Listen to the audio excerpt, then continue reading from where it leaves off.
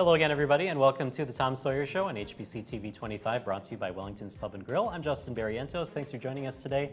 Joining us, as always, head coach Tom Sawyer, and we have the hardware today, the shirt and tie. We got a little bling going here today. No, it's a big Winona day on the weekend for homecoming, or all the festivities. But yeah, it's a lot of fun, and just dressed up a little bit. We just got a lot of post-homecoming things going on, and part of the show. So I wanted to dress up for you guys today. Well, thank you. We appreciate that. You bet. Let's talk about the game against Wayne State. I always like to ask you, before I say anything about it, your first reactions to the game. It was awesome. Our kids played extremely hard. The whole day kind of came into the game, and it was just perfect. We didn't play perfectly, but that we played well enough to win, and that's all that we really care about right now. But I think we saw, a group of young men that really have something on their mind and something big, and they're working for it. They're going out on the field and performing it, and at the end of the day, when we have a win, all that work is, comes together. So overall, I feel really good about it. I think that we played very well in all three parts. All right, let's talk about kind of the opening start to the game, go 3 and out on offense, and then the defense kind of takes over, puts the first points on the board. Yeah, that's great. I mean, it's kind of when we had a chance on the second play to go up 6-0 and just underthrew them just a tad on the flea flicker. But our defense has been inspiring our team all year, and right now, in that game, to get that safety and Nick Pridgeon coming off the edge and making the hit in the end zone really started the day. And we followed up from that and then scored points on the next drive. So you look at everybody's working together. One part takes a step back, the next part picks them up. And our defense right now is the inspirational piece of our team, and we're all riding it, and it's a lot of fun. All right, and then Wayne State seemed to get a kind of a lift after Zach Osborne was taken out of the game on that second snap of their offense, and they kind of held with you and actually gave you your first trailing first quarter all season long. Yeah, and probably good for us. We got to. I don't think we're getting complacent, but sometimes we got to realize that we are in a big game with a good team. Wayne State's got a good football team, and it's hard for our kids to understand all that. They're just playing and focusing on their jobs, but they're a good football team. They're 4-4, and they could have been sitting in the same seat we are without a couple injuries, and they'd have been right there undefeated as well. So, but they did. They were inspired to kind of take the next step after their star went down. And we missed a couple third downs during that stretch, and then we got into the second half and got things going. I want to ask you about how you had to plan for Wayne State. You said that you knew that Osborne was kind of banged up coming into the game. He leaves after 2 snaps. Their next quarterback, Blyle, comes in. He's in for a couple series, and then he goes out, and then they go to Taylor Reedy. So what does that do to you to have to go to their third-string quarterback? What does that, as far as your planning, what does that do? Well, you really plan around Zach Osborne because we've been watching him and having to deal with him for 4 straight years. He's a great quarterback and a really, really good athlete. And they also have a transfer running back, the Trimble kid, who is also a big, strong, 6'2", 200-pound kid. And so they had a couple weapons, and there are 2 receivers that are all conference. So they had plenty of ammunition there that we deal with. And so as one goes down, it kind of takes a chink a little bit out of their armor. But our kids don't care who's playing. They want to go get the next quarterback. But it is tough, and sometimes teams do rally. If somebody gets hurt, they kind of rally around it, and we've been through that the last couple of weeks. All right, let's talk a little bit about the offense first. Javian Roebuck I don't know if he was available in the game, but he didn't play. Eric Berth kind of stepped up and got 100 yards in the game. Yeah, those 2 guys have been kind of a 1-2 punch, and yeah, Javian's fine. He's going to play this week against Mankato. He was just a little sore from a hamstring injury back in the cold, wet weather we had up at Concordia, and he rushed for 176 that game. So we shut him down for this week, and he was available to play. If we needed him, he was ready to go. We didn't have to. Eric Berth did step up. Landon Jacobson played well. Sam Santiago Lloyd really played well. So we have plenty of backs in the stable there, and we wanted to make sure Javian was 100% for this week. Now, it was kind of run heavy in this game. Didn't have a whole lot in the passing game. Talk about how you were able to still put a lot of points on the board, even though the passing game is a little off. Yeah, Colin Valley is here. He's kind of the leader of that front, and he's here today. But that offensive line is doing an excellent job. They're getting better and better. Coach Holtzclaw has done a nice job, and the communication and what we're seeing on the field and what we're talking about on the sideline is starting to match. And then you got these running backs that are downhill. So along with our tight end group is really playing well right now. So that mix allows us to run the football more, take more time off the clock, and really control the tempo of the game. You know, we talk all the time about the different receivers that you're able to use, and now Greg Rooney gets in the touchdown club, I guess, the sixth Warrior receiver to have a touchdown this week. Yeah, he had played his best game. Not only scoring a touchdown, he had a big catch down the sideline, blocked extremely well. So he's the one probably of the most out of all the guys right now on that offensive side that are taking what they're working on in practice and putting it on the field. And now to their point where, you know, he's becoming a weapon for us. And we knew he could catch a football. He's a great athlete in high school. But more importantly is he is just another piece that's getting better and better, and that just makes us that much better. And one of the other things that was kind of neat to see was Zach Olstad get a touchdown. He was our halftime feature. He's been on the show before, and he let out this scream on the sidelines after he scored his touchdown, just his second career touchdown. Thoughts on Zach Olstad? Well, I thought his begging was so bad during the week to get a carry that I couldn't hardly take it anymore. I was screaming by the end of the week, so we said, let's give him one and get him out and get away from us. But no, you know, like I said, even in the piece that you did, you know, we talked about him being one of the heart and soul guys of this team, and for him to get in the end zone, he got in once last year too, but to get him a carry and get him in, and there was nobody stopping him at that point. So we'll use it again. All right, sounds good. Let's talk defensively. Overall, how did the defense play this week? They play inspired football, you know, and talk about kids being down when Mike Imperiali went down. That was a blow to our defense, of course, and Cole of Liberty hasn't played all year, and you know, those kind of things. And our guys too are stepping up, and David Smith, who's here today, has really stepped in for Mikey and played exceptionally well. So we are inspired defensively. They play so fast and so passionate. And we're going to get to those quarterbacks eventually. And we did, not only on just Osborne, but we put a lot of pressure on those kids. And whether it turns into a sack or not is just one piece of it, but hurries and knockdowns and timing is what we're very disruptive. And that's what we do.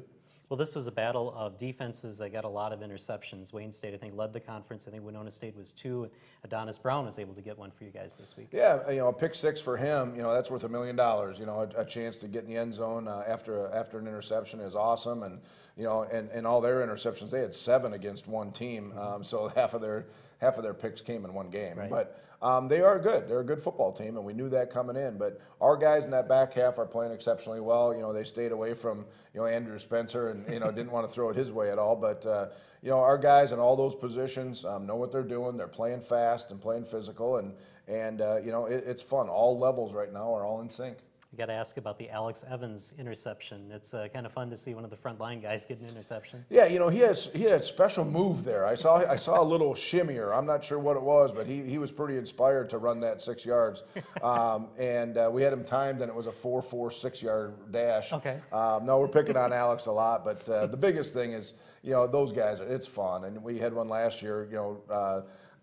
Gomez took one in for a touchdown last year. So, you know, it's fun. Everybody's in the game. Everybody's having fun, and it really makes for a great Saturday afternoon. All right, then the other thing, we got to talk a little bit about special teams because Jake Ballou was named your special teams player of the week, and he had over 100 yards on punt returns again. Yeah, I don't know, Justin. I would tell you not to punt to that kid, but they kept doing it. And, you know, he's got a special gift in the return game, both kickoff return and punt return. And not everybody can do that. It's a gift that you have that you could just see and make people miss. And he's unbelievable at it. So it's fun. And the more touches he gets, the better chance we're going to have. And, you know, ended one on the 2-yard line and put us, you know, in great field position all afternoon. Yeah, and now he's, I think, 4th on the all-time list for punt return yardage in the season and a half, which is just incredible. Yeah, he's just warming up. Yeah, and then Carter McCauley had a couple of field goals in the game, so he now has 49 in his Warrior career. And then I think we got to highlight Mike Russell because the punting that he did, pinning inside the 5-yard line a couple of times. Yeah, he did it twice, and you know, he's had a really good year for us, but on that day against good teams, it kind of goes back to 2 years ago. The first one, one they had against Mankato was an 86-yarder, and it was big in that game. So he's showing up in big games. But the coverage was great. He got it exactly where we wanted it. So very proud of Mike and the job that he's doing. All right, we're going to take a break here on the Tom Sawyer Show, and when we come back, we'll get the player perspective. Colin Valley will join us right after this. With so many new items on the menu at Wellington's Pub and Grill, you're in for some tough decisions. 6 different salads, homemade soups, huge wraps, juicy steaks, the Wells' own smokehouse ribs, and as always, the best burgers in town. See, we told you it wasn't going to be easy. Log on to WellingtonsPubandGrill.com for daily lunch and evening specials. With so many choices for lunch and dinner, you can never come to this well too often. The Big 12 is not for the weak.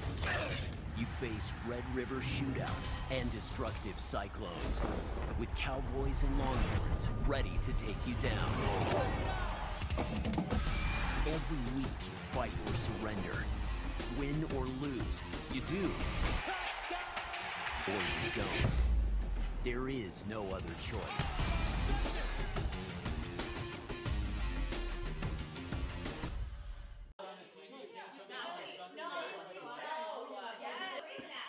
Good luck with the family. I'm home. Oh, hi. Where is everyone? They're still here. I just gave everyone the HBC Wi-Fi password. Stream like a hero. Only HBC has the fastest in-home Wi-Fi, where multiple users can download and upload, share files, and stream audio and video simultaneously. What's a Southern girl? It's waking up before the sun rises. It's loving the simple things in life like the dirt roads that lead you home. It's working hard to get what you want. It's hanging your own stands, breaking your own ground, and strategizing every little move for that one moment when everything you've worked for is standing right in front of you. Even if I fail a million times, I keep pushing myself till I'm exhausted, filthy, and about to give up. And that's when the adrenaline hits. Show here on HBC TV 25, brought to you by Wellington's Pub and Grill. Coach Sawyer, you brought one of your offensive linemen with you today. Yeah, Colin Valley's with us today. Colin, thanks for being here, buddy. Thanks for having me, Coach. Appreciate it. Let's go right into the homecoming game. You're the leader. You touch the football on every snap. What's going on with that offense, and why are we playing so well? It's going good. I mean, we're about mid-season form, so we're clicking on everything. Coach Keller and Coach Holtzka got it schemed up pretty good, so we're just doing what we're told, and it's going good. We're all communicating up there, and it's been fun. It's been fun. So you play one of the toughest positions on the field is playing center for us. But you're a natural guard. You've been starting for us for 2 years at guard, and Vinny goes down, and you have to step in. What was that transition like for you to have to switch positions in the middle of the year? It took a minute to step back and just kind of think about it, but no, it's been good. I mean, Vinny's helped me out with it a lot. He's helped me out with the play calling. Because there's certain calls centers got to make, so it's been good. Everyone else helped me out too. Like for instance, Coach Holtzka was like, gave me a couple days to get used to it, a couple bad snaps here and there, but I got it down. But it took a little bit. But. Talk about the relationship with Joe, with Coach Holtzclaw. I mean, he's a guy who's new to the program, came in the spring, and you guys were part of that process. And how has that been, and how has that gelled and made us a little bit better? He's different. He's more younger, so he's kind of like more of a player's coach, like you talk about. So he relates to us on a lot of stuff. So I know, right? Calling me old, no, right? I'm not calling you old. But he relates to us on a lot of stuff. So we're into like the same kind of music, like new meetings. We play some music and it's relaxed. But no, he's a real personal guy. Like if anything's going on, he'll come up to you, talk to you about it right away. So it's a real good relationship. He has the same with all this players. So it's been fun. It's been a great time. Good. I'll ask you one more question about the switch from guard to center. Had you ever played center before? 5th grade gold team football, yep. Yeah, that was my first So position. a lot of experience. A lot, yeah, a ton of experience. Did you have to have the X on your helmet? No, I did not, no. I did not. I want to ask you, too, about the second offensive play for Wayne State. You see their guy get hit in the end zone. As an offensive lineman, obviously one of your jobs is to protect the quarterback. What do you think when you see the opposing team's offensive line give up a safety like that? Well, I couldn't be happier for our defense. It was really good to see, especially Bridget. I mean, he's a real hard worker, so he comes off the edge and 2 points off the bat. We were first drive, like he said, first play we should score. Second play we should score on that flea flicker, but it was good to see. I mean, it was real. And then that means we're getting back out there too, so that's also good to see. So it's fun. It's good to see. I want to ask you about the chemistry too with the offensive line. That's always one of the things that we hear about knowing what the guys aside you are going to be doing. What do you do as center now to kind of keep that flow, keep that cohesion in the front line? It's where us five, we play together real well. I mean, so I'll make out a call or something, we'll go down the line, but we know. I mean, we know exactly what goes on for each person's mind, so it's not, there's not a whole lot of like personal like little calls we'll make, but we know on certain plays that this person goes there, we'll just communicate it, but it's going good. We have our different ways to communicate, but we are always on the same page, so it works out well. All right. You know, you look at, we talk about the different running backs, Javian and Eric or Landon or whoever we have back there. Does it matter to you back there? Is it a little bit different in the way that you communicate, or what's going on up there? No, not at all. It's always fun, especially you put any of those guys back there. They're all running great right now. So our job is to make a hole and hopefully watch your backside go to the end zone. So that's always the best feeling when you see that. So You know, one of the hardest things to do for an offensive line guy is out in space. You know, we pull a lot. We get you guys out running. We're pulling our center and letting Colin run. But you get out there and you got these corners, safeties, outside linebackers, and they're athletes and they run around. How much fun is to go out there and cut those guys down? it's a blast, especially when they don't see it coming. No, they're always better. They're usually always quicker, sadly enough. It's hard to admit, but they're usually better athletes than I am. So you always got to try to bait them into going a certain way, then get them on the ground. And like I said, it's good to see the back go past you on those. So Yeah, because a lot of those have been the biggest plays that we've had all year, the screen plays, draws, those kind of things. And when you're leading that kind of a group out there, how important is the timing on all of those kind of plays? it makes or break the play. As anyone who plays football really knows with the schemes and the screens. But it's great. I mean, it's especially with their blitzes, it changes every screen you run, and the timing's got to be a little different off. But the ones that we've had right this reel have gone far. So those are big plays for us. They always have been. Absolutely. All right, last question I have. We had talked preseason to a bunch of players, asking what the most underappreciated position in football is, and a lot of them said offensive line. Do you think that kind of mindset is changing as people understand how important that line is? I'd like to say yes, but I don't know. I'll take it with a grain of salt. This is what it is, but I love it. I love being like and all the guys in the offense line are the same way. It's fun to do your job, because when you don't do your job, that's when they notice you. Sure. So when you don't get recognized, it's always fun. But it's a great position. It's people say it's unrewarding, but I like it. It's fun. All right. Well, thank you for joining us here today, and good luck this week. Thank you. Appreciate it. All right, we're going to take a break here on the Tom Sawyer Show. When we come back, David Smith will join us right after this. What's a Southern girl? It's waking up before the sun rises. It's loving the simple things in life, like the dirt roads that lead you home. It's working hard to get what you want. It's hanging your own stands, breaking your own ground, and strategizing every little move for that one moment when everything you've worked for is standing right in front of you. Even if I fail a million times, I keep pushing myself till I'm exhausted, filthy, and about to give up. And that's when the adrenaline hits.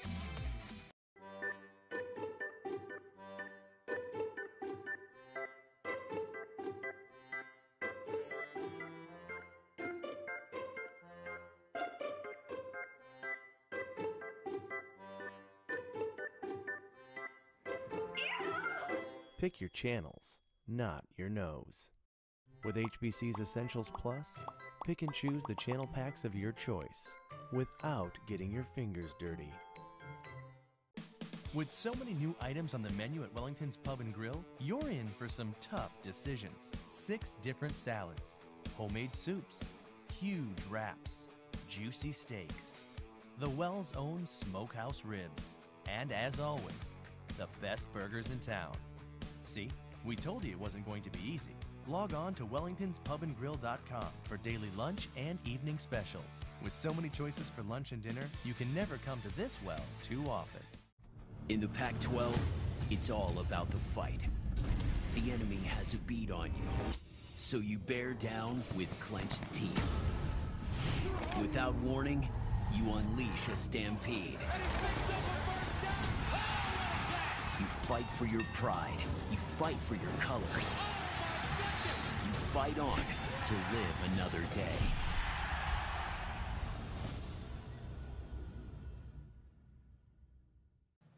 And welcome back to the Tom Sawyer Show on HBC TV 25, brought to you by Wellington's Pub and Grill. And Coach Sawyer, we're going to go defense now. Yeah, we got David Smith here.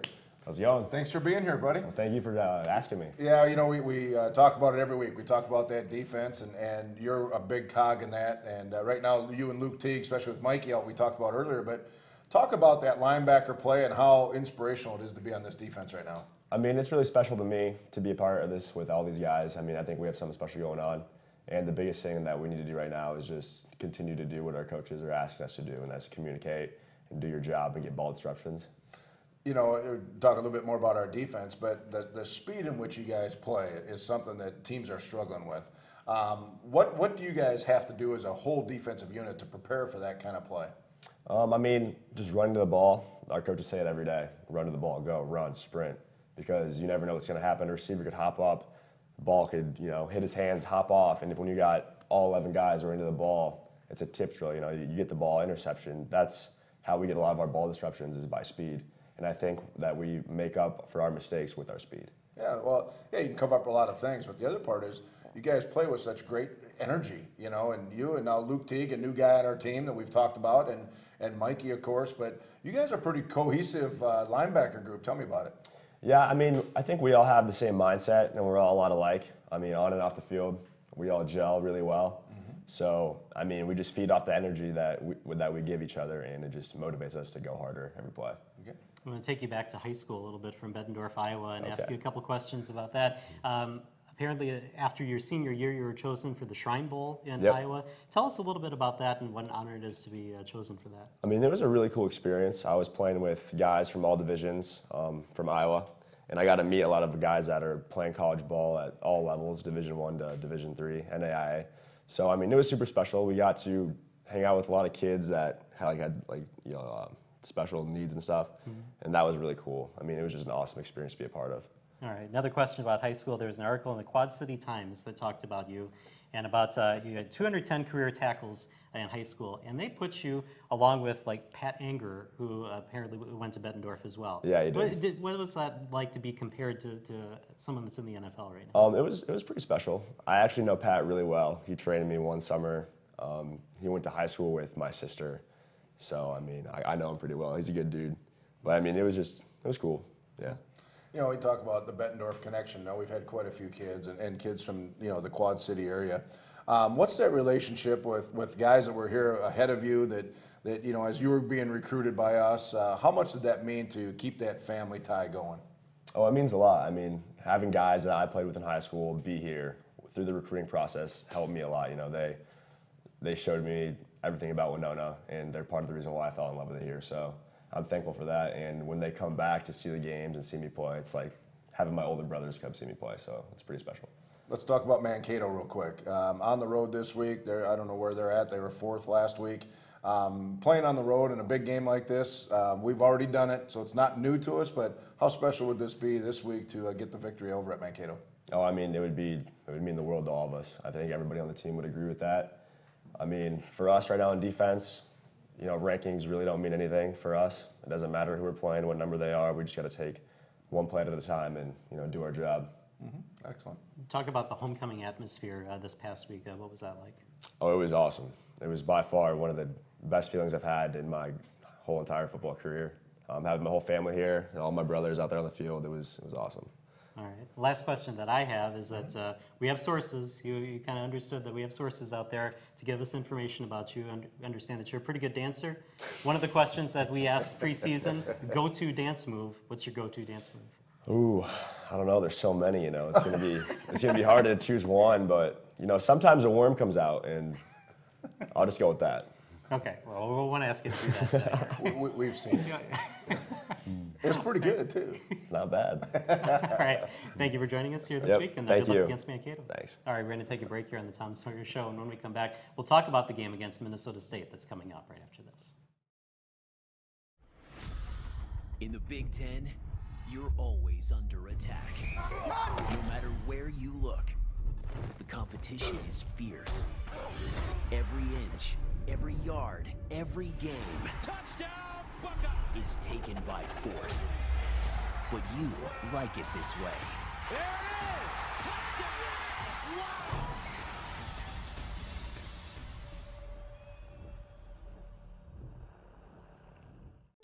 With so many new items on the menu at Wellington's Pub and Grill, you're in for some tough decisions. 6 different salads, homemade soups, huge wraps, juicy steaks, the Wells' own smokehouse ribs, and as always, the best burgers in town.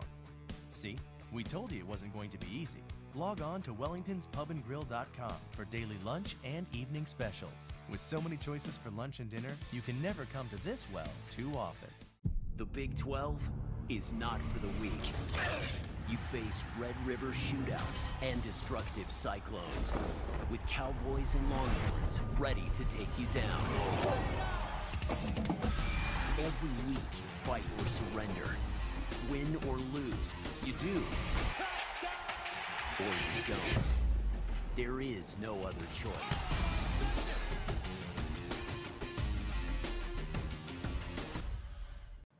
And welcome back to the Tom Sawyer Show, brought to you by Wellington's Pub and Grill here on HBC TV 25. And we need to make a correction here. We had some stats wrong on David Smith in his high school career. 289 tackles, not 210. That was kind of a disparity. Yeah, there was one tackle that I remember arguing about during the recruiting process where it was really a shared tackle, and he stood up fast, so he got that extra one. But otherwise, he was listing them all off there just a minute ago. Right. Yeah. Well, how about good those memory. two? Yeah, great kids, and it's fun that we got these kind of athletes in here. All right. Now we talked a little bit about the rankings. We talk about that all the time. The latest ones came out just before we came out here. Minnesota State is up to 3. You're up to 10. So top 10 for Winona State. How much of a motivation is that to see those rankings go up week after week? Well, it's a motivator, and because it's fun. It's fun to be, first of all, in the conversation. We beat Bemidji and top 25, and now we're in the conversation. Now we're in the polls, and all of a sudden we're up in the top 10. It's a great feeling. The guys are putting the work in. They're doing things, and they're humble about it. They're not getting carried away like we say. Prepare, don't celebrate. That kind of stuff. But at the same time, they're feeling pretty good about their accomplishments, and but most importantly, there's more ahead. We have a long ways to go in the season, and it's just nice for all of our program, all of our alumni. I mean, it was buzzed around, at homecoming for sure this week. So it's just a cool thing, and it's something that they'll be able to take with them for the rest of their life. All right, maybe a controversial question here as we approach the Minnesota State game. Obviously, it's 2 top 10 teams. With the travel number, how many people that you can take with you, do you find yourself at any kind of disadvantage by having to keep some kids home? Probably. We don't look at it that way because that's what you get. Yeah. So we're going to make the most of it. They get 3 more days of practice than we did too, because they played Thursday night. So that's been happening 3 times. So I don't know who I made mad in the Northern Sun office, but it doesn't matter to our guys. It doesn't matter to our coaches. We're going to play Saturday at 1 o'clock. We'll be ready. And whatever the circumstances are, you got to prepare for it. So whether it's weather, it's morning, it's night, it doesn't matter. Thursday night, we got one of those coming up. So you just have to adjust and play. And as long as our preparation is correct, by the time the gun goes off, we'll be ready. Anything that you're studying more for against Mankato this week? No, our preparation is exactly the same. We know them very well. Their coaches have been around. The head coach has been there now, 12 years or something like that. So we know each other well, know the personnel. We recruit a lot of the same kids, so we know them well. We play them every single year. So there's not a lot of secrets left for either team. So now it's just go and execute, and the best team on that particular Saturday will win. All right, let's talk injuries for a couple minutes here. You said you hope you have JV and Roebuck back. We saw Cam Gavin go down with an injury this week. How's Cam doing? Yeah, he looks fine. He's fell goofy on his shoulder, but he's fine. He was around, stretching, doing all this stuff yesterday, and we expect that he'll be back. And the rest of the guys, we're as healthy now as we've been all year. Still get a couple guys that haven't played for 5 or 6 weeks aren't back, but most of the guys and the guys we need for this week will be ready. All right, and I suppose there'll be a lot of people that will be interested in the luncheon this week with Minnesota State coming up. What do you have coming up for the luncheon? Yeah, we have a lot of fun things. First of all, it's at the Plaza Hotel this week, so we got a different venue. But more importantly, we got Darren Bankin and Nick Pridgeon coming this week, so we got a couple old guys coming back. But it's really one to celebrate the homecoming and all the festivities with the game day experience, and then of course talk about the matchup at Mankato. And there's nothing better. Big games late in the year. Can't hardly wait to get it going. All right. Well, good luck this week against Mankato. Thanks, bud. We're going to take. Well, this is it for the Tom Sawyer Show. Thank you for joining us. We'll see you next week here on HBC TV 25.